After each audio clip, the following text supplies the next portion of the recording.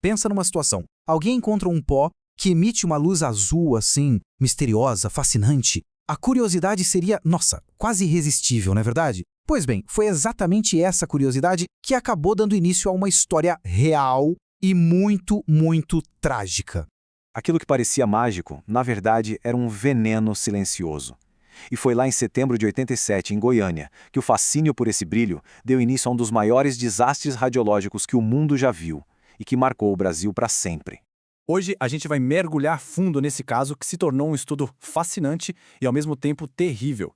Vamos fazer uma análise bem detalhada, tanto clínica quanto biofísica, do acidente com Césio 137, para a gente entender como uma falha humana somada à desinformação conseguiu amplificar um perigo que ninguém podia ver.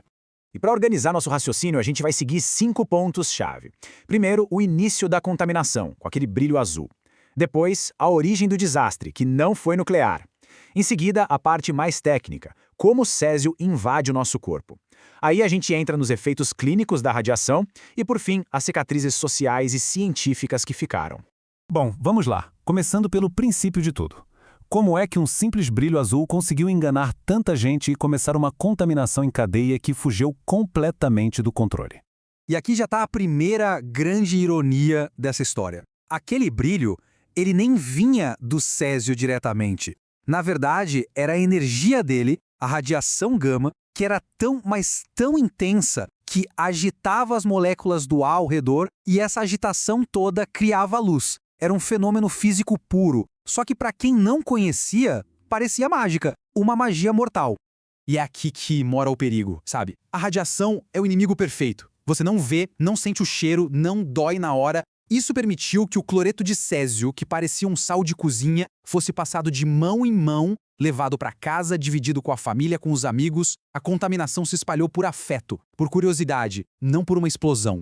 Agora vamos para a causa raiz, e isso é fundamental entender. Não foi um acidente nuclear como Chernobyl, foi uma coisa muito mais comum, e talvez por isso seja ainda mais assustador.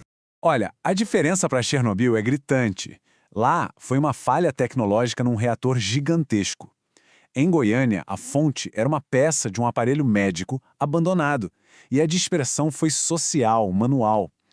Ou seja, a causa do desastre não foi um erro de engenharia complexo, foi uma cascata de negligência, de falha de fiscalização. O desastre, na verdade, começou muito antes da cápsula de césio ser aberta. Começou no momento em que uma clínica foi desativada e um equipamento perigosíssimo foi simplesmente largado lá. Faltou fiscalização, não existia uma regra clara de descarte e, no final, a punição foi muito branda perto do tamanho da tragédia. Foi uma falha do sistema. Certo, agora a gente entra na parte mais molecular da coisa. Como é que esse pó brilhante ataca o corpo humano? Como a física e a biologia se juntam para causar um estrago tão grande, tão invisível? Primeiro, um dado importante, a persistência. A meia-vida do césio 137 é de cerca de 30 anos. Isso quer dizer que o perigo não acaba rápido. O material que causou tudo isso lá em 87, hoje, ainda tem metade da sua força radioativa. E aqui está talvez o mecanismo biológico mais genial e ao mesmo tempo mais terrível disso tudo. O nosso corpo confunde o césio com o potássio. Quimicamente eles são parecidos. E como o potássio é essencial para as nossas células, o organismo simplesmente absorve o césio e manda ele para todo canto, principalmente para os músculos. É um verdadeiro cavalo de Troia, que leva o inimigo para dentro da fortaleza. Uma vez lá dentro, a radiação do césio começa a atacar de duas formas. A ionização direta é quando a radiação acerta em cheio o DNA, como se fosse um tiro microscópico. Mas isso é menos comum. O grande vilão mesmo é a ionização indireta, que é um processo muito mais devastador. Vamos ver o passo a passo. O nosso corpo é feito em grande parte de água, né? A radiação gama bate nessas moléculas de água e as quebra. Isso cria os famosos radicais livres, que são super reativos. Pensa neles como vândalos químicos que saem atacando tudo que vem pela frente. O DNA, proteínas, a membrana da célula. É esse caos que faz a célula parar de funcionar ou simplesmente morrer. Com esse ataque acontecendo no nível celular, o corpo como um todo começa a reagir. E é aí que surge a temida síndrome aguda da radiação. Vamos entender como ela se manifesta. A evolução dessa síndrome é traiçoeira. Nas primeiras horas, os sintomas são náusea, vômito, coisas que podem ser confundidas com uma intoxicação alimentar qualquer. Aí vem a fase latente, que é uma falsa melhora. A pessoa acha que está bem, mas por dentro a batalha silenciosa continua. É só depois, na fase manifesta, que a coisa mostra a sua verdadeira face, com a falência dos órgãos. E a gravidade disso tudo depende da dose de radiação que a pessoa absorveu. Doses mais baixas atacam principalmente a medula óssea, o que acaba com o sistema de defesa do corpo. Doses um pouco mais altas destroem o sistema gastrointestinal. E doses massivas, bom, aí o colapso é neurológico e a morte vem em horas. Infelizmente, em Goiânia, houve vítimas em todas essas faixas. E aqui tem um ponto que é vital entender. Uma coisa é a exposição externa, que é como ficar perto de uma fogueira. Outra, bem diferente, é a contaminação interna, quando a pessoa come ou respira o material. Aí é como engolir a brasa. A fonte de radiação passa a agir de dentro para fora, sem parar, causando um dano contínuo e massivo. Foi o que aconteceu no caso trágico da menina Leide das Neves. A resposta médica, então, foi uma corrida contra o relógio. Primeiro passo, descontaminação externa, tirar a roupa, lavar tudo.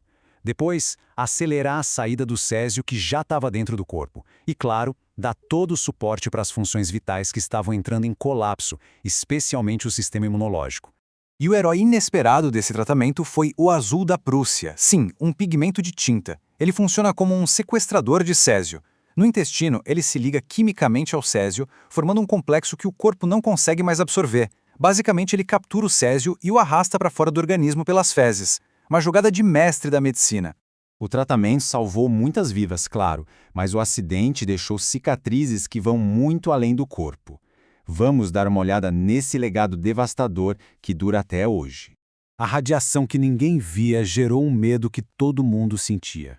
As vítimas e até mesmo pessoas de Goiânia que não foram contaminadas sofreram um preconceito absurdo. O pânico criou um estigma social terrível. E além disso, a cidade teve que lidar com as consequências físicas, toneladas e toneladas de lixo radioativo.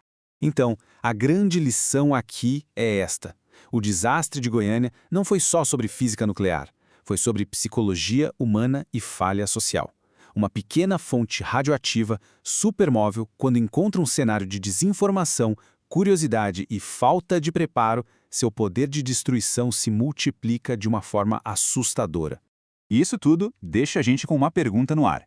Sem dúvida, os protocolos de fiscalização melhoraram muito. Mas se o fator decisivo no final das contas é o comportamento humano, a nossa curiosidade, a nossa falta de conhecimento, a questão que fica é: será que a gente está, de fato, mais seguro hoje?